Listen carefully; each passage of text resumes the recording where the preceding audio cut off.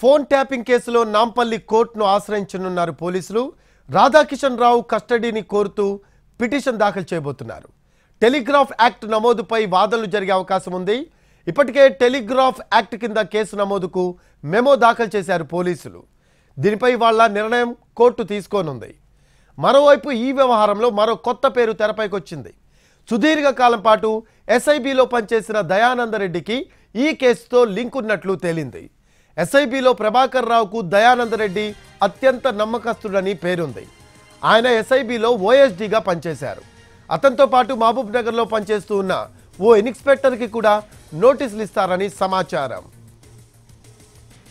Phone tapping కేసులో ఒక్కొక్క పేరు బయటకు వస్తుంది. ఫోన్ ట్యాపింగ్ కేసులో నాంపల్లి కోర్టును ఆశ్రయించనున్నారు పోలీసులు. రాధాకిషన్ రావు కస్టడీకి కోరుతూ పిటిషన్ దాఖలు చేయబోతున్నారు. టెలిగ్రాఫ్ యాక్ట్ నమోదుపై వాదనలు జరిగే అవకాశం ఉంది. ఇప్పటికే టెలిగ్రాఫ్ యాక్ట్ కింద కేసు నమోదుకు మెమో దాఖలు చేశారు పోలీసులు. దీనిపై ఇవాళ నిర్ణయం కోర్టు తీసుకోనుంది.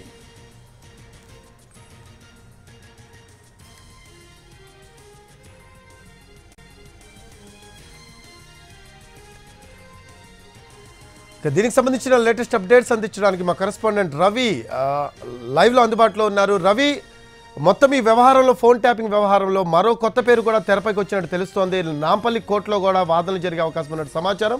దీనికి సంబంధించిన లేటెస్ట్ అప్డేట్స్ ఏంటి రవి? ఫోన్ ట్యాపింగ్ వ్యవహారంలో పోలీసులు దూకుడు పెంచారు. నిన్న దయానందరావు అదేవిధంగా భుజంగరావుతో పాటు తిరుపతి అన్నలను 3వ రోజు కస్టడీలో భాగంగా విచారిస్తే కొన్ని కొత్త పేర్లను కూడా వాళ్ళు బయటపెట్టినట్లుగా తెలుస్తోంది. ఎస్ఐబిలో ఓఎస్డీగా సుదీర్ఘకాలం పనిచేసినటువంటి దయానందరెడ్డి పేరు ఇప్పుడు తెర మీదకి వచ్చింది. తను కూడా ఫోన్ ట్యాపింగ్ వ్యవహారంలో ఉన్నాడు అని చెప్పి తెలుస్తోంది. మరి తనకు కూడా నోటీసులు ఇచ్చి బంజారాహిల్స్ పోలీస్ స్టేషన్కు పిలిచి విచారించే అవకాశం ఉన్నట్లుగా కూడా తెలుస్తోంది. ఎందుకంటే తను ప్రభాకర్ రావు, ఇంటెలిజెన్స్ చీఫ్గా ఉన్నటువంటి ప్రభాకర్ రావుకు అత్యంత సన్నిహితుడు. ఎస్ఐబిలోనే కూడా సుదీర్ఘకాలం కూడా తను పనిచేశాడు. కాబట్టి తను ఇచ్చినటువంటి ఆదేశాల మేరకు కూడా ఫోన్ ట్యాపింగ్ జరిగి ఉంటుంది అనే అనుమానాలు కూడా వ్యక్తమవుతున్నాయి. మరోవైపు ఈ రోజు 4వ రోజు కస్టడీలో భాగంగా అటు అడిషనల్ ఎస్పీలుగా ఉన్నటువంటి తిరుపతి అన్న భుజంగరావు ఇద్దరిని విచారిస్తున్నారు పోలీసులు. ఈ రోజు ఉదయం 8 గంటలకే వాళ్ళ విచారణ కూడా ప్రారంభమైంది. మరోవైపు ఇదే ఫోన్ ట్యాపింగ్ వ్యవహారంలోనే అరెస్ట్ అయినటువంటి టాస్క్ ఫోర్స్ మాజీ డీఎస్పీ రాధాకిషన్ రావును పోలీసులు ఇప్పటికే అరెస్ట్ చేసి రిమాండ్కు కూడా తరలించారు. అయితే తనను కస్టడీకి ఇవ్వాలని ఈ రోజు నాంపల్లి కోర్టులో పోలీసులు కస్టడీ పిటిషన్ కూడా దాఖలు చేశారు. దానిపైన కోర్టు నిర్ణయం కూడా తీసుకొని ఉంది. ఎందుకంటే ఈ రోజు ఆల్రెడీ 4వ రోజు, రేపటితో తిరుపతి అన్న భుజంగరావుల కస్టడీ కూడా ముగుస్తోంది. కాబట్టి వాళ్ళు కస్టడీలో ఉన్నటువంటి టైంలోనే రాధాకిషన్ రావును కూడా కస్టడీలోకి తోసుకొని ముగ్గురిని ఒకేసారి విచారించాలి అనేది దర్యాప్తు బృందం భావిస్తోంది. అయితే ముందుగా అరెస్ట్ అయినటువంటి ప్రణీత్ రావును కూడా అప్పటికే రిమాండ్కు తరలించారు. ఆ తర్వాత ప్రణీత్ రావు కస్టడీలో ఉన్నటువంటి టైంలోనే ప్రణీత్ రావు ఇచ్చినటువంటి వివరాలతోనే భుజంగరావు అదేవిధంగా తిరుపతి అన్నలను పోలీసులు అదుపులోకి తీసుకుని అరెస్ట్ చేశారు. ఆ తర్వాత ముగ్గురిని కలిపి విచారించాలి అని చెప్పి అటు ప్రణీత్ రావును కూడా కస్టడీకి కోరారు. కానీ కోర్టు మాత్రం ప్రణీత్ రావును కస్టడీకి ఇవ్వలేదు. ఆ కస్టడీ పిటిషన్ కొట్టేసింది. కేవలం 5 రోజుల పాటు భుజంగరావు తిరుపతి అన్నలను మాత్రమే కస్టడీకి ఇచ్చింది. అయితే ఈ ఇద్దరు ఎప్పుడైతే కీలకమైనటువంటి పేర్లు ప్రస్తావించారో వాళ్ళు ఇచ్చినటువంటి పేర్లతోనే అటు టాస్క్ ఫోర్స్ మాజీ డీసీపీగా ఉన్నటువంటి రాధాకిషన్ రావును కూడా అరెస్ట్ చేశారు. మరి రాధాకిషన్ రావు చెప్పినటువంటి ఇన్ఫర్మేషన్ కానీ లేకపోతే ఇటు భుజంగరావు తిరుపతి అన్నలను 4 రోజుల పాటు విచారించినప్పుడు వచ్చినటువంటి ఆధారాలు లేకపోతే వాళ్ళు చెప్పినటువంటి విషయాలతో అటు రాధాకిషన్ రావును కూడా కలిపి విచారించాలి అనేది పోలీసులు భావిస్తా ఉన్నారు. మరి ఈ రోజు కస్టడీకి ఇస్తారా లేదా రాధాకిషన్ రావును అనేది చూడాలి. మరోవైపు ఎందుకంటే రేపటితో వీళ్ళ కస్టడీ కూడా గడువు ముగుస్తుంది.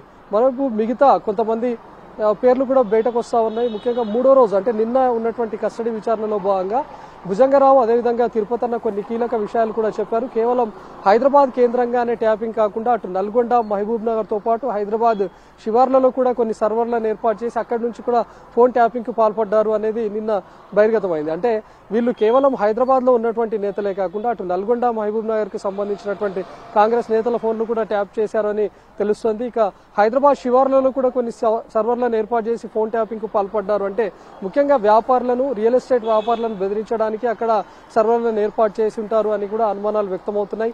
నిన్న కొంతమంది రియల్ ఎస్టేట్ వ్యాపారులను కూడా బంజారాహిల్స్ పోలీస్ స్టేషన్కు పిలిచి పోలీసులు విచారించారు.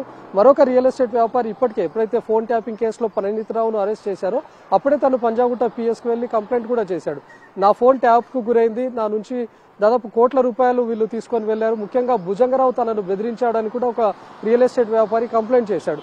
నిన్న అతను కూడా బంజారాహిల్స్ పోలీస్ స్టేషన్కు పిలిచి తనను దాదాపు 2.5 గంటల పాటు విచారించి తన స్టేట్మెంట్ను కూడా రికార్డ్ చేశారు. అంటే శివార్లలో ఎందుకు వీళ్ళు ఫోన్ ట్యాపింగ్ చేయాల్సి వచ్చింది, ముఖ్యంగా వ్యాపారులను బెదిరించి ఎంత మేరలో దండుకున్నారు, లేకపోతే ఇప్పటికే భుజంగరావు అదేవిధంగా తిరుపతి తరణ ఇచ్చినటువంటి సమాచారం నిజమేనా కాదా అనే దానిపైన కూడా వాళ్ళు విచారణ జరుపుతున్నారు. వాళ్ళు ఇచ్చినటువంటి వ్యాపారుల పేర్లు కానీ రియల్ ఎస్టేట్ వ్యాపారుల పేరు వీటన్నిటిని కూడా బయటకు వచ్చిన తర్వాత వాళ్ళని కూడా బంజారాహిల్స్ పిఎస్కు పిలిచి విచారించే అవకాశం కూడా కనిపిస్తుంది.